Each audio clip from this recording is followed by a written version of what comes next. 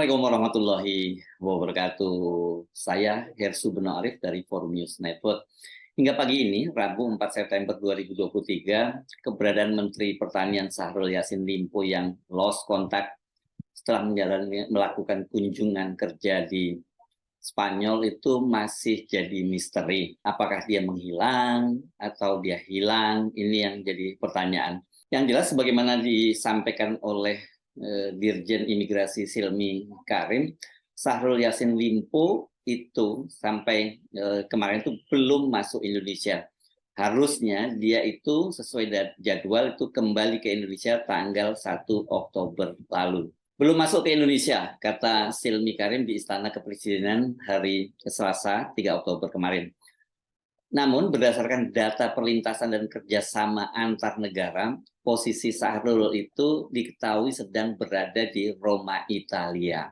Syahrul ini kan meninggalkan Indonesia pada tanggal 24 September untuk kunjungan kedua negara nih ke Italia, ke Roma, berkaitan dengan masalah pangan dan kemudian meneruskan kunjungannya ke Spanyol.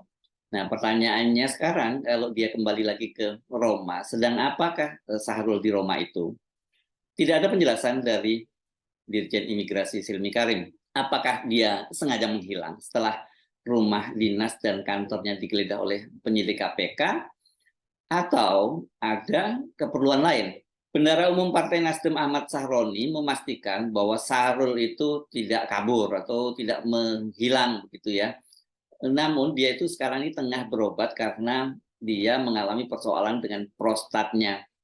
Pak EJL itu ada kegiatan di luar negeri yang tadinya tanggal 1, maksudnya 1 Oktober harus pulang. Cuma karena hal tentang fisiknya, prostatnya masalah, jadi dia langsung ke rumah sakit. Itu yang disampaikan oleh Saroni, saya kutip dari cnnindonesia.com hari Selasa tanggal 31 Oktober. Saroni tidak menjelaskan dia berobat di rumah sakit apa dan di negara mana. Namun dia itu memastikan bahwa tanggal 5 Oktober itu sudah akan kembali ke Indonesia. Jadi besok ini ya, mudah-mudahan informasi Sahroni kali ini akurat. Sebab bagaimanapun juga menghilangnya Syahrul ini itu bukan lagi jadi urusan pribadi dari Syahrul. Tapi ini juga pasti jadi masalah partai. Apalagi ini posisinya sebagai seorang menteri kabinet yang representasi dari Partai Nasdem. Terlebih lagi ini yang kalau kemudian menjadi spekulasi yang sangat menarik ini kan karena posisi Nasdem yang kini tengah menjadi lawan dari Presiden Jokowi begitu ya, karena telah mengusung pasangan capres dan cawapres Anies Caimin. Banyak yang mengkait-kaitkan penggeledahan ini atau bahkan penanganan kasus ini oleh KPK itu bagian dari skenario politik mendowngrade citra Anies dan Caimin. Tapi saya selalu memberikan disclaimer soal-soal begini, ini soal korupsi ini ya, kalau korupsi saja gitu ya.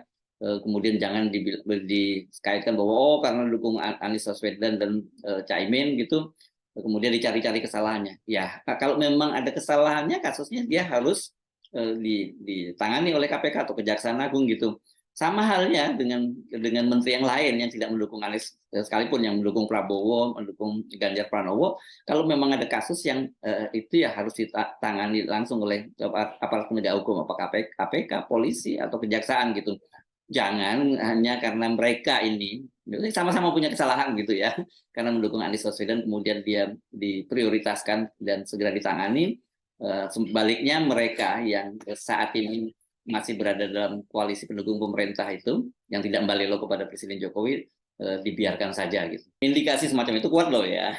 Oke, kita balik lagi ke kasus kabar hilangnya Menteri Pertanian ini kan, yang menyampaikan itu ya ini tidak main-main karena ini adalah Wakil Menteri Pertanian Harfiq Hasnul Kolbi. Dia menyampaikan kemarin juga itu acaranya tanggal 3 Oktober di Istana Kepresidenan.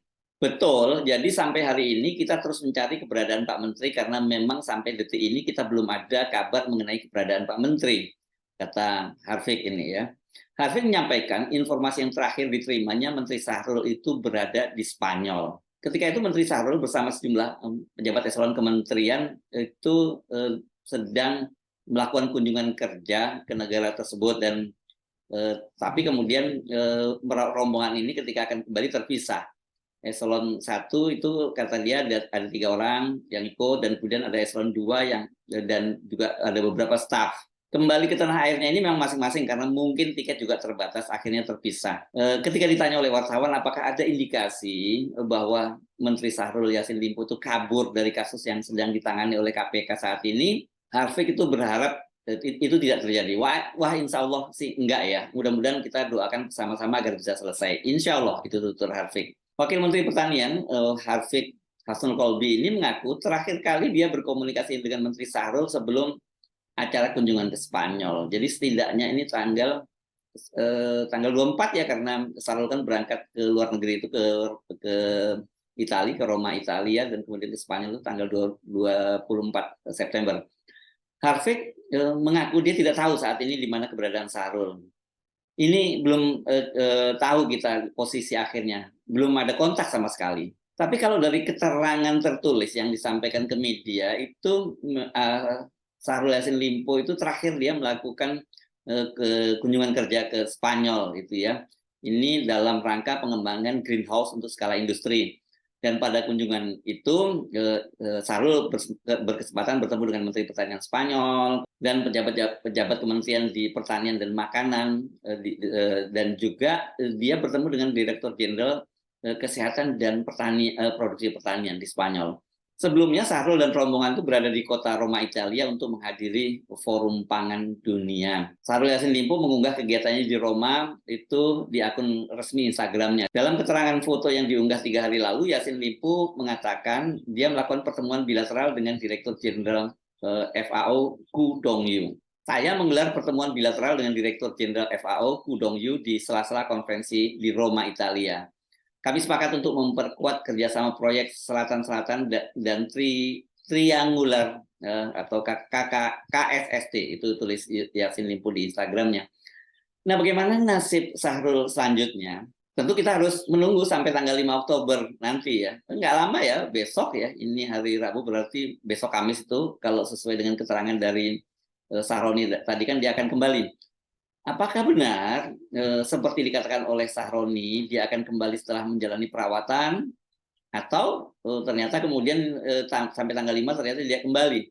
Kasus Syahrul Yassin Limpo ini kan mengingatkan kita pada kasus sebelumnya yang menimpa mantan Menteri Perikanan dan Kelautan Edi Prabowo. Kader Partai Gerindra dan orang dekat Menteri Pertahanan Prabowo Subianto itu ditangkap oleh KPK di Bandara Soekarno-Hatta pada tanggal 25 November 2020 setelah dia kembali dari kunjungan kerja ke Amerika Serikat. Setibanya di bandara pada pukul 1 dini hari, itu dia langsung ditangkap di borgol dan dibawa ke KPK. Apakah nasib Syahrul Yassin Limpo juga akan sama dengan mantan koleganya di kabinet Edi Prabowo? Sejauh ini KPK belum secara tegas menyatakan Syahrul sebagai tersangka, walau berbagai media sudah menyebutkan dia telah ditetapkan sebagai tersangka. Belakangan hal itu dibantah oleh juru bicara KPK Ali Fikri.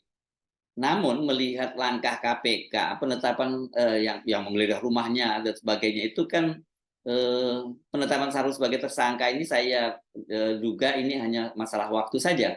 Kita flashback lagi ya, Kamis sore sampai Jumat siang pekan lalu itu kan penyidik KPK melakukan penggeledahan di rumah dinas Syahrul Yassin Limpo dan kemudian diikuti dengan penggeledahan di kantor Kementerian Pertanian. Semua penggeledahan dilakukan saat Syahrul berada di luar negeri. Dari rumah Syahrul, penyidik KPK membawa dokumen sampai sebanyak 7 mobil. Penyidik KPK juga menyita uang miliaran dalam bentuk mata uang rupiah dan dolar. Belakangan setelah dihitung disebutkan jumlahnya itu mencapai 30 miliar.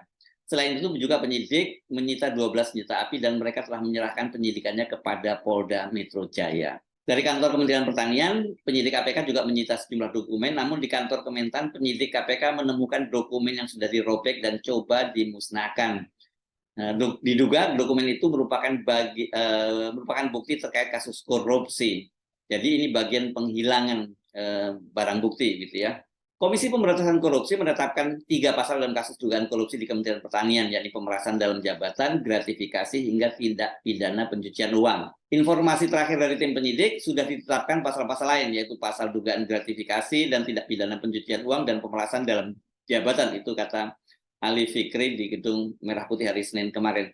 Jadi kalau udah pasal-pasalnya diterapkan, ya ini berarti statusnya sudah naik jadi penyidikan dan sudah ada tersangkanya. Cuma kelihatannya belum diumumkan ya. Dengan banyaknya pasal yang dikenakan, tentu kepulangan Syahrul Yassin Limpo ini sangat ditunggu-tunggu, bukan hanya oleh penyidik, KPK, tapi juga rakyat Indonesia. Jika akhirnya Syahrul ditetapkan sebagai tersangka dan kemudian ditahan atau dia kabur, nah itu lain lagi soalnya. Saya melihat ini soal rekor saja nih Pak. Maka pemerintahan Jokowi itu memecahkan rekor anggota kabinetnya paling banyak ditangkap selama dia menjabat. Kita bandingkan ya apa ya perbandingannya itu sederhana lah, jangan terlalu jauh bandingkan dengan Presiden SBY yang sama-sama 2 periode. Pada masa SBY itu ada 5 orang menteri yang ditangkap. Dan sekarang ini pun sebenarnya baru 5 juga menteri di kabinet Jokowi yang ditangkap. Jadi artinya sudah sama jumlahnya dengan SBY yang masa jabatannya sudah berakhir. Nah, siapa saja menteri yang sudah pernah ditangkap itu ya? Yang pertama itu adalah Menteri Sosial Idrus Marham. Itu kasusnya dalam korupsi PLTU Riau. Kemudian ada Imam Nahrawi, itu Menteri Pemuda dan Olahraga. Itu kasusnya suap dan hibah di KONI, dana KONI. Kemudian yang saya sebut tadi Edi Prabowo, ini Menteri Kelautan dan Perikanan. Ini suap terkait izin budidaya dan ekspor benih lobster. Kemudian Juliari Batubara, itu Menteri Sosial, itu suap bansos COVID-19. Dan kemudian terakhir Joni Plate, Menteri Komunikasi dan Informasi, ini korupsi pembangunan BTS. Nah sekarang ditambah Syahrul Yassin Limpo. Jadi total kalau tambah Syahrul Yassin Limpo udah 6 orang. Jumlahnya masih mungkin bertambah karena masa pemerintahan Jokowi ini kan baru akan berakhir 1 tahun lagi. Saya sebenarnya sampai jumpa lagi. Wassalamualaikum warahmatullahi wabarakatuh.